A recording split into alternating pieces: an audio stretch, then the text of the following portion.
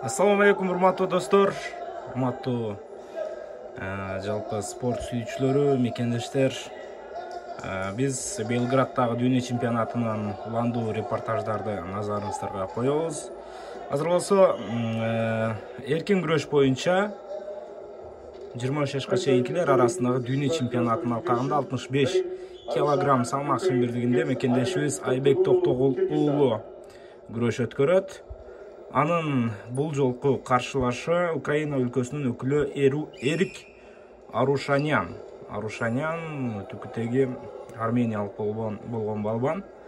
Айбек Токтогул уулу жөнүндө айта турган болсок, Кыргызстан чемпионатында да ийгилик жаратып жүргөн ошо алдыңкы балбандарыбыздын бири эркин күрөш боюнча.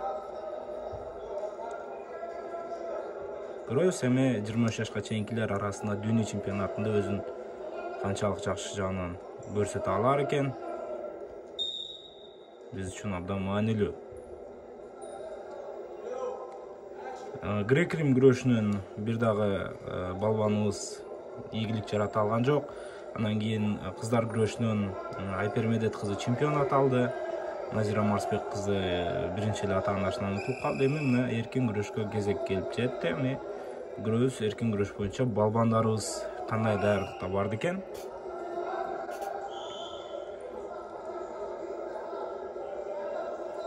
Мына бүгүнкү курамга мен бүгүн мисалы азыр ошол дүйнөлүк мендештерге катышып баштаган эркин күрөш боюнча курама командага абдан ишенем. Себеби чындыгында эркин күрөш боюнча балбандарыбыз өстү. Буга чейинкиге салыштырганда кыйла күчтүү командаларга атаандаштыкты көрсөтө турган бир деңгээлге жетти.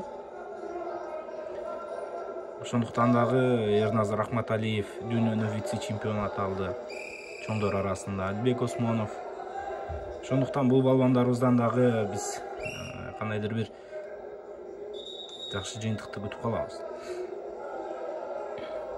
Анысына Эрназар дагы бар. 23 жашка чейинкилер арасында дүйнө чемпионатына барды ал дагы күрөш. Дүйнө чемпионатынан кийин калыбына кандай келе алдыбы?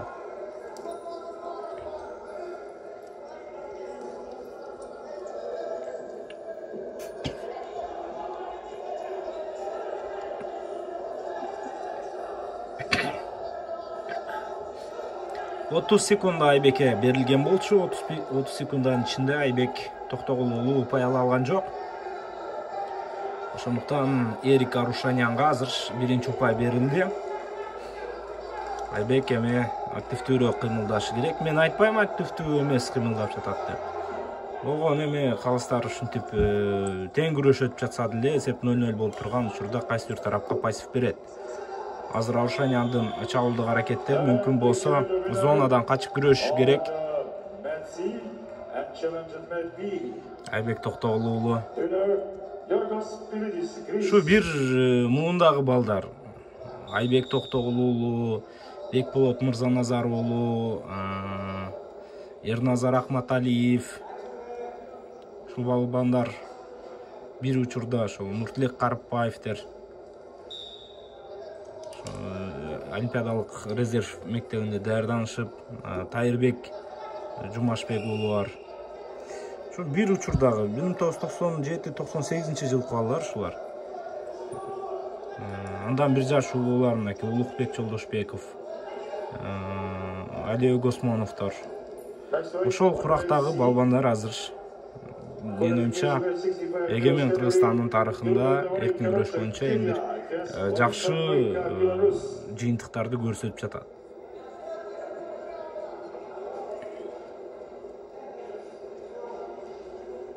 Эми бизде буга чейин медалдар болгон, дүйнө чемпионатында коло медалдар болгон эркин күрөш боюнча чоңдор арасында.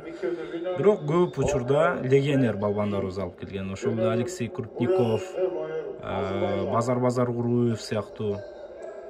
Эми өздүн деле балбандарыбыз алган жайы бар. Кенжебек Өмүралиев, Эламан Додурбек уулу. Бирок азыраак болгон. Азыр мынакей чындыгында татыктуу балбандарыбыз көп. Азыр жакшы. Айбек жакшы жетти атаандашына, бирок кереги жок болчу бул жерде тобокел чабуулдун. Анткен менен бир упайды алды азыр. Ортодогу калыс ышкырыгын жаңырткан. Эсеп 1-0 азыр. Эсеп 1-1 тагыраагы. Сыртка чыгып кеткен болчу. Чындыгында Арушаняндын буту сыртка чыгып кеткен. Ошондуктан менин оюмча бир болушу керек. Азыр Айбекке бир упай берилиши керек.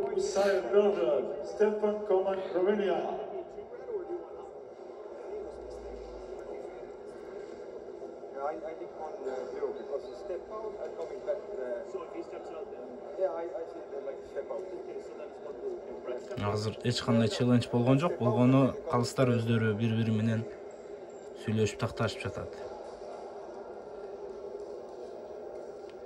Эми челлендж алууда Арушаняндын машыктыруучусу челлендж алган. Эл алсын. Бул жерде эч нерсе өзгөрбөйт менин оюмча, себеби Арушаняндын буту сыртка чыгып кеткендигин көргөнбүз. Азыр мени кечиресиздер, балким бул жакта кайталоо болуп калышы мүмкүн деп ойлогом. Буга чейин челлендждерди ушу 4-чү камерада, 4-чү тагыраагы трансляцияда көрсөтүп жаткан болчу, азыр жок экен. Бизге деле ракурс укмуштуудай жакшы көрүнүү деп айтпайм, бирок менин жеке пикиримде бул жерде упай Айбекке берилиши керек. Себеби мага дагы ушундай бир таасир калтырды. Украиналык балбандын буту килем сыртына чыгып кеткендей.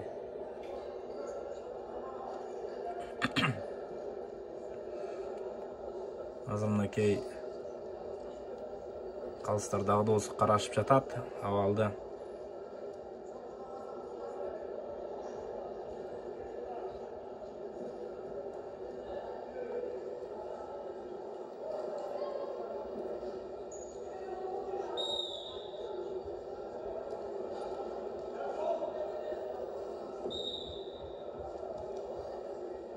Points by Ahmedov leads on the mid to Tulava, +2 for Tulava.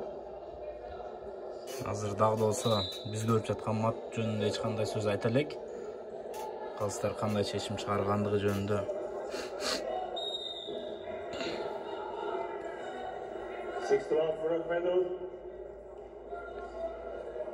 Абдан көп убакытка карап жатышат окшойт, талкуулашып. Challenge decision, red step out and then come inside. So it is 1 point for blue. Challenge lost. Challenge lost ова. Азыр Украиналык балбандын челлендж утулду. Айбек Токтогулунун атаандашын килем сыртына чыгарган үчүн 1 упай, андан кийин Арушаняндын челленджи ийгиликсиз болгондугуна байланыштуу дагы 1 упай берилет. Күрөш уланат андан ары. Эсеп 2-1, Айбек жакшы алдыга чыга алды. Ой, жакшы кирген, бирок аягына чейин жете алган жок Айбек азыр. Андан Шамдагай балбандарыбыздын бири Айбек. Бирок эмнегедир ушул өзү жасаган чабуулду аягына чейин жеткире албай жатат. Жакшы мынакей дагы жакшы кармады. Даяр эмес ыкмаларды жасоонун бирок кажети жок. Ай жакшы. Авайла. Авайлач Айбек. Азамат, караңыздарчы. Кандай бир чапчаңдык менен азыр Айбек бул жерде атаандашына упай берген жок. Жакшы жүрүш уюштурган Арушанян. Айбек абалды көзөмөлдөй алды бул рет. Жакшы азыр Айбек кармады. Вакытты чоюунун бир максатын дагы карап жатат окшойт азыр Айбек. Ошондой бир аракетке да барса болот. Эми өзү дагы чабуул уюштуруп эсепти 4-1 өзгөртүп алса, кыйла ишенимдүү түрдө алдыга чыгып алмак. Бирок эми ал нерсеге атаандашы дагы оңой менен мүмкүнчүлүк бербей жатат элекке каршы.